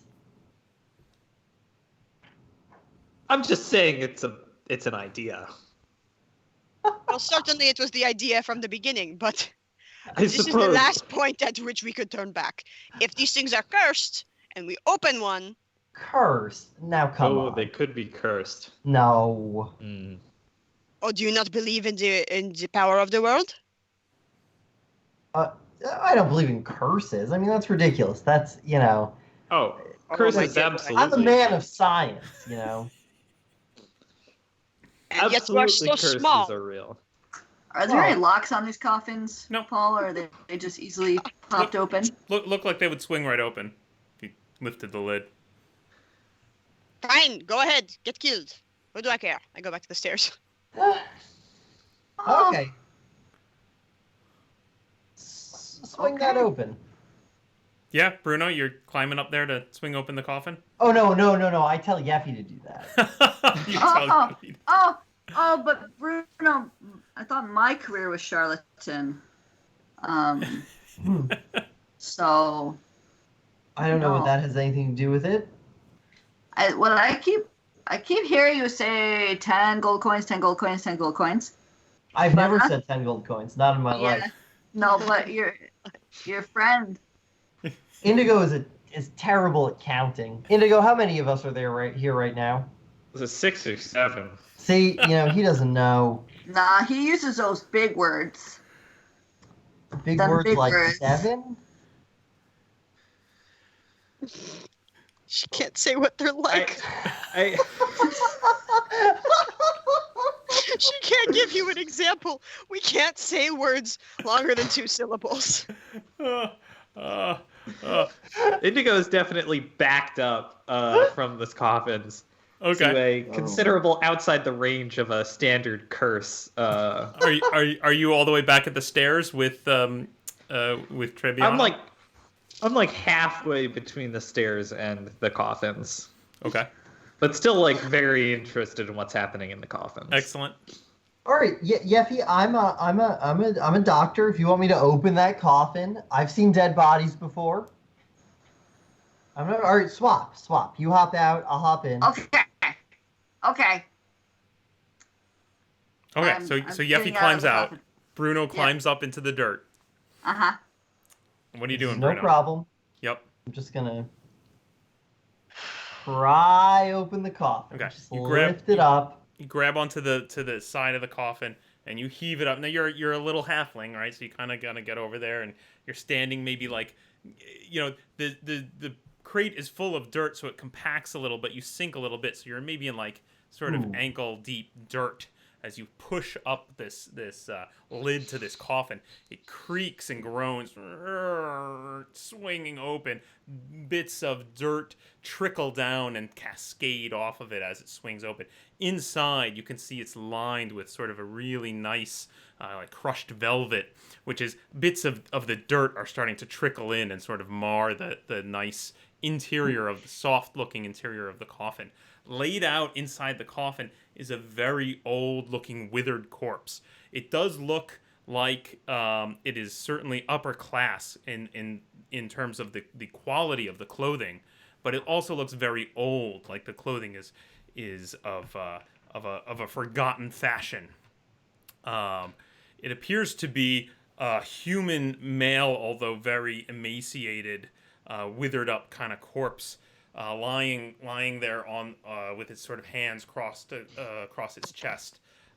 Its face is very wrinkled and shrunken, though the hair is nearly gone. It's kind of balding, and little wisps of hair sort of pulled back across the sides of its head towards its back. Its pale skin looks completely, exsanguinated. It's sort of almost shriveled looking. And you look over it and you think, this is a very, very old corpse. And then its eyes snap open and its mouth reveals pointed fangs, and it hisses and leaps forward at you. What a surprise! Ah! It's almost as if someone would have warned you about this. Wow, what a big idea. We'll go into combat now, and I'm going to ask us to roll initiative. So we'll use a fucking group hate you initiative guys. roll. I'm going to roll a d6, and I'd like you guys to elect one of your number to roll a d6. The high number will go first, and then we'll just go around the screen clockwise. So we'll either start with me or Fury and then circle around. And in future, I may reverse that direction just for kicks. But for right now, who's rolling against me in initiative? I think it's Max. Max. All right. I've Well, gotten a 5. I always give ties to the player. So, Max, you're going to need a 5 or a 6 to beat me. This is an unexpected turn of events. 5. Excellent. You have the initiative. I'm gonna start though with the slightly faster Trebbiano, who is perhaps expecting something terrible to happen as you heard the creak of the coffin. Trebbiano, you can see Bruno kind of leaping back. He's still holding the lantern. He's got the lantern in his hand. He kind of jumps back in alarm, and you see this figure sit up in the coffin. What do you do? Run. You run. You're at the stairs. You head right up the stairs up onto the main deck. and you can see the hands continuing to. There's a couple of them are adjusting the sail. They've got the sail unfurled now, which is sort of pushing the boat along the river. May I yell at them? Yes, you may. What do you yell? A great unholy thing has sprung up from the cargo and is attacking my compatriots. Yeah. Oh, wait, hold on. I can't say compatriot. Friends. I know it's hard. You come rushing up, yelling that. They kind of so the two men working the sail just look up at you and they just look confused. like Listen to the horror. Is there shit happening below? Like, am I hearing? Does anyone scream? I'm trying to help. I promise. Yeah. We'll see as we move around. So Max, okay. What is Bruno doing? I slam the lid of the coffin closed. You grab the lid of the coffin and try to shove it down. So, give me an attack using your weapon skill. So D20 plus your weapon skill. So you try to slam the 18. Okay, yeah, indeed. You grab the lid and you slam it shut. Now the figure is already sat up forward, so you kind of slam the lid into its head. I'll give you a D4 worth of damage for smacking it in the head. Oh, one. One Point of damage. You crack it in the head. I'm gonna give it. Let's see.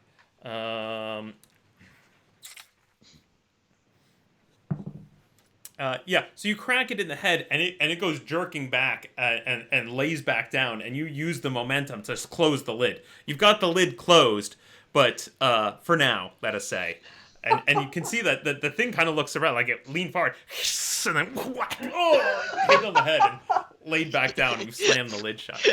Yeffy, what are you doing? Yeffy just starts going and then goes and tries to pry into another box and hide in it. Okay.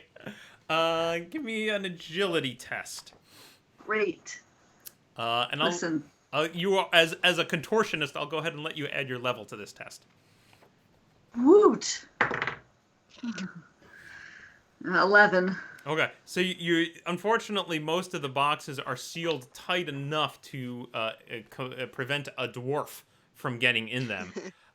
So you grab at one of the boxes and you're trying to like open it and it's not quite working, and so then you start to like wedge yourself between a couple boxes trying to get some protection, and you're kind of in there and you feel like you're a little blocked, but pretty much anyone walking by could see you. Great. So great, you've gained some cover, but not you are not completely hidden. Indigo. Indigo, close the box.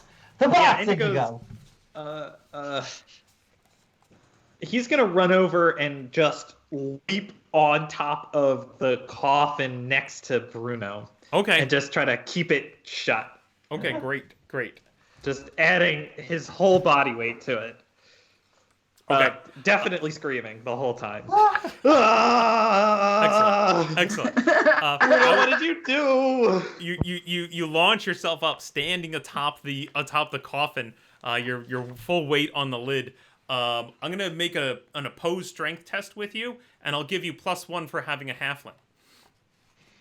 Excellent. Oh, I've got a 2 on the die here. Well, that die is gone forever. I have a 13. Does that include your strength bonus and your +1 for the halfling? Yep. Okay. So the lid definitely whoomp. You feel something. Actually, feels like it's unusually strong for the emaciated form you saw in there. Clearly trying to break out of the coffin. You feel this whoomp, and the lid shudders a bit, but you manage to keep it shut. Trebbiano, you're back up at top, so you can definitely hear shouts now from below, and the two hands kind of are now paying a little more attention. Definitely seems something's up. What would you like to do?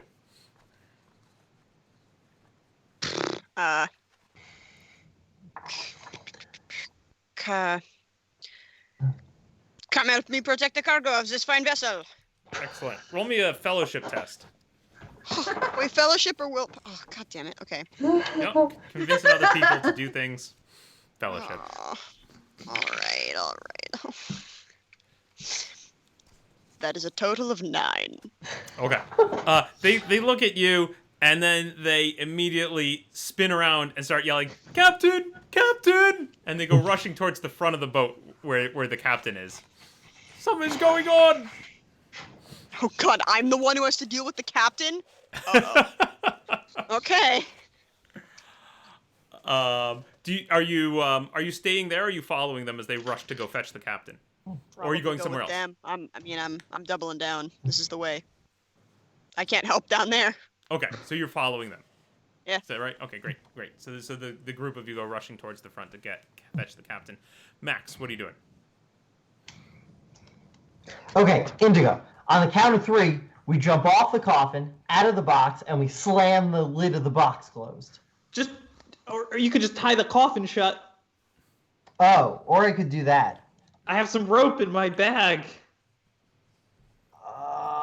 So the coffin is still sitting in dirt, right? So it's maybe halfway sunk and surrounded by piles of dirt. So wrapping rope around the top of the coffin, you think, would actually be pretty difficult to fish the rope underneath it. Okay, it's an easy. We jump out and we slam the lid closed. Okay. Get the lid ready. Okay. I pull my garlic out of my backpack.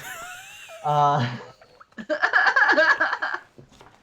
I hop out and I'm ready to slam the lid closed as soon as Indigo jumps off. Excellent. Yeffy, what are you doing? I'm going to grab Bruno's lantern. Okay. And as a cool backup plan, and some straws hanging out of a crate. And I'm like, we should burn it! Burn it! Oh, fires on a ship are a bit, hang on, we'll address it in a second. Excellent. Yeffy's got the lantern and straw and is ready to cause a conflagration. It's something much more dangerous. Indigo, what are you doing? Yeah, I'm gonna go through with Bruno's plan and jump off the coffin and try to slam the lid of the box. Excellent. Shut. I'm not going to ask for any rolls because you basically do that. The two of you jump off, you slam the lid shut. Now you've pried it open before with the crowbar, so like a lot of the nails are kind of sticking up at weird angles, right? So to like really seal it, you would have to like get a hammer and nail them shut. But you've got the lid at least of the box back in place. There's still a lot of the dirt has been removed from the crate, so there's a lot of the dirt lying around on the ground. But you get the lid in place, and we gotta drag it outside. And we gotta dump it into the river. You're thinking of what to do next. You start calling out, "Let's dump it into the river," and you notice a smoke or mist starting to just seep out of the edges of the box. Oh. Around where you're holding it shut. That seems bad. Yeah. Fury, your group has reached the front of the boat where Captain Cortain is, and he turns around and is, "What's going on?" No, Captain. Yes? Well. What's happening? Something quite terrible has happened below deck. Something bad has happened below deck. Please, give a say. Well, let's go. He grabs up he just reaches to the side of the boat and grabs up a belaying pin, and he starts marching towards the back. Something came out of the cargo and started hurting my friends. Oh, some infestation, rats perhaps. We were guarding it, and something horrible happened. Something bad happened. Filthy beasts! I'll keep them out of my cargo. And he goes rushing back towards the back. And now the two hands that came to go gather him seem now seeing their captain rush forward, they likewise just grab up whatever they can in their hands and start following all of you back towards. Yeah. And you all reach back take towards out- the entrance into the hold. Take out my anchor. Excellent. You got your anchor. Bruno, what are you doing? So there's mist seeping out. Yeah, there's like some kind of smoke or like it almost looks like like if you've ever played with dry ice, like that is just sort of like oozing out of the cracks of the top where you've opened the box, and it's just oozing out over the side of the box towards the ground. Well, I don't know anything about that, so I pull out my hammer and I start hammering the nails back in. Excellent. Conk, conk, conk, conk, conk. You start hammering the nails in. That's great. Yeffy, what are you doing? I'm waving the lantern at the Like, smoke. horrible. It's just like, it's poisonous gas! So you're waving the lantern around amongst where the gas is? Stop waving that around! Jesus. I mean, Sigmar, Oh dear, Yes. we are dumb folk. We rolled really bad. We did. It was terrible. All right. This is fine. Yeffy, as Yeah. you wave the lantern around, it does cause the smoke to sort of billow away from you a little bit, but it's all starting to now pool, maybe just a couple feet back from you. But it does seem to be like, that waving the lantern around does seem to be doing something. Indigo, what are you doing? I don't really have a hammer. So I'm gonna just try to help Bruno hammer this thing shut, mostly by pointing at the nails and being and just shouting, we gotta shut it, Excellent. Excellent. Okay. So Stop doing it! You're whatever you can. You take a shoe or what have you. You're just trying to help hammer in the nails. You guys are getting some of the nails down. Some of them are going at crazy angles. It's not nearly as neat as it looked when you first opened it. But you're getting the lid reasonably secured. The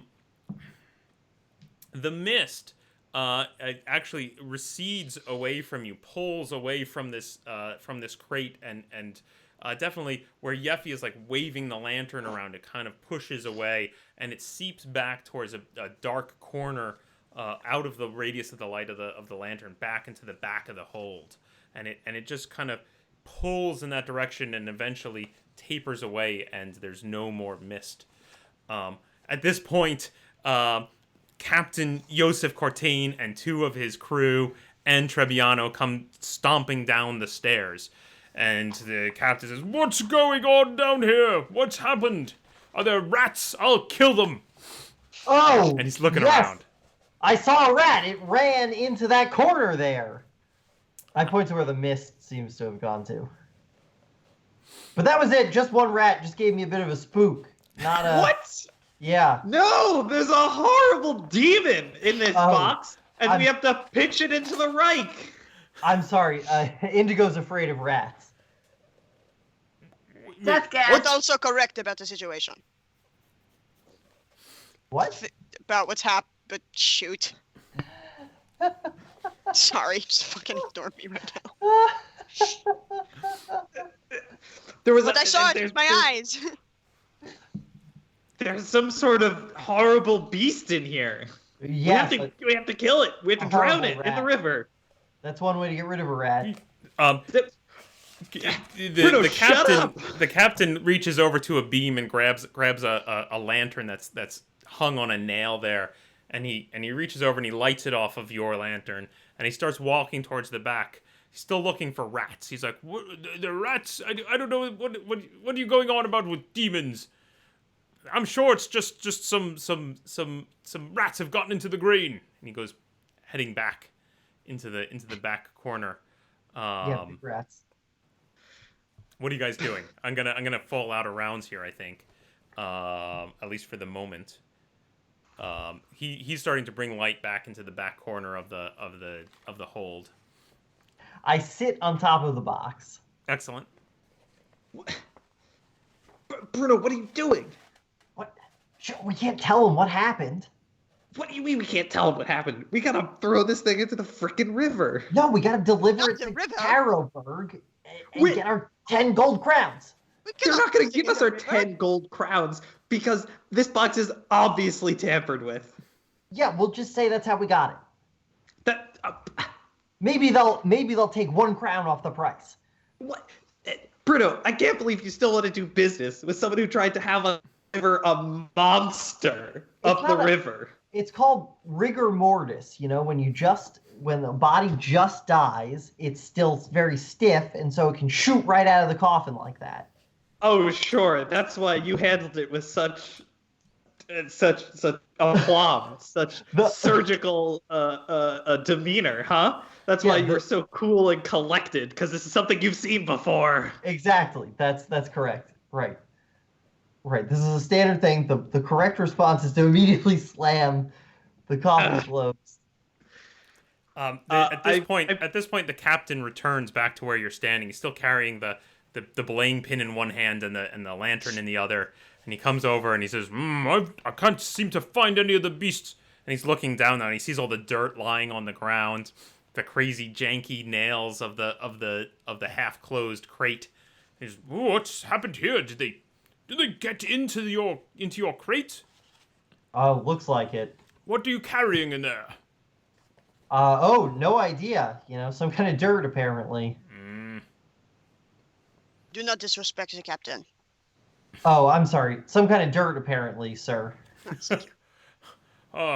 Well, You're sure there's no foodstuffs in there that are perhaps rotting and attracting rats? Oh, maybe it's the corpses. There are corpses in there? No. Yes! That's disgusting. Yeah, there's no It is. corpses in there. I don't know how they would know that unless they no idea. peeked. Well, No. I don't How know could we have about known this thing would spring to life on the underbelly of your ship, sir? What's Exactly. Bottom of your ship. Spring to life. I don't know what they're talking about. They're We'll make both sure afraid nothing of happens rats, to I your think. ship, sir. Well, I'm not sure. I'm not totally comfortable with carrying remains, but we have been paid through Caroburg. We'll all deliver stand us? down here. I will What were think you on this. paid to do, Captain? Come. Give me a moment. Meet me in an hour in the mess, and we will discuss what to do next. And he stomps Alas. up the stairs, kind of muttering to himself. And Heck. that's where we will end for tonight. Oh no. So you guys can think over the next week of what what we've done. you will go on say timeout. to Captain Yosef and what you will wish to do. Excellent. What will become of the strange box that the group is carrying to Caroburg, and will they reach their destination, or, as Indigo suggests, hoist it overboard into Manon's realm? Thank you all for joining us tonight. I hope you enjoyed it. I hope you had a good time. We will continue to improve this stream as we go. Thank you so much, and we'll see you next time. Good night, everybody. You. Bye.